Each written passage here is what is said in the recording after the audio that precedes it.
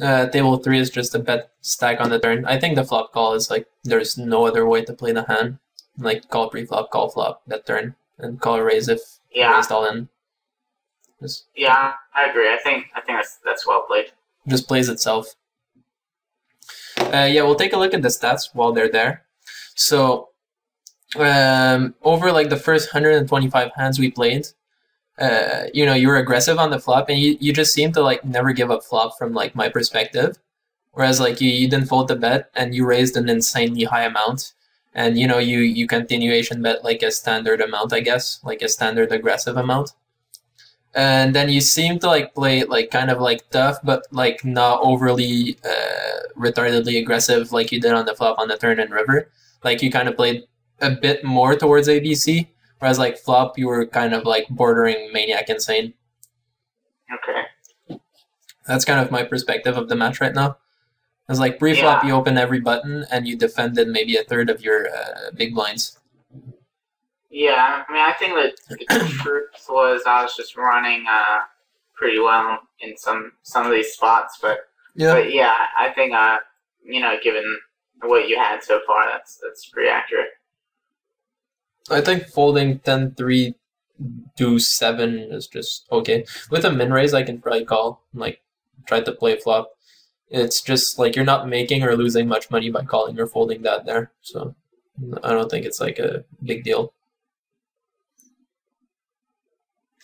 Checking back 10-10 for deuce there is kind of like bad without the backdoor flush, or I just lose on so many turns. If I fold a turn 8, like my flop check back is just like bad. Yeah, I agree. Yeah, I actually like think calling that turn is an option. It's not like I wouldn't take it that frequently, but there's a decent amount of good rivers. To like bluff catch, and then like some to and a decent amount to bluff yourself as well. Yeah. So I would sometimes call once I check back the flop. There. Yeah, what I mean is that if I check back to fold on that turn, then my check back is pretty atrocious. Yeah, I agree. So Jack 8-5, since like I don't really expect you to fold much flops on like a dynamic flop like that, I'm probably gonna see bet less to like bet fold and like develop more of like you know, a check jam range and like those kind of things.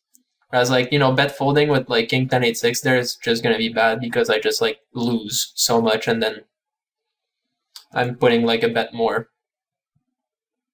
Yeah, I agree with that. I think one other adjustment is taking some more marginal draws and then three betting them and betting them and checking when you hit. And then once you develop that, like once you show me that you know you have these marginal draws that are betting and checking when they hit, you can start like betting thinner for value on the flop and have less risk of getting exploited. Yeah, like similarly, like I 3-bet like an optimistic ace king 10-8. I guess like defending it's okay, folding it is kind of bad versus 93% range.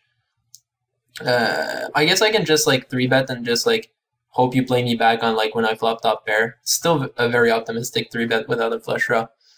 But yeah, I agree. This is going to be really hard to play. Like I think actually you got one of the better flops here for your hand. Yeah, and the worst part is like I can't really bet fold. I think that's what I end up doing.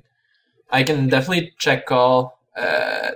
That's an okay option versus your flop raise percentage. I mean, I can probably bet 3-bet all in and like close my eyes and pray.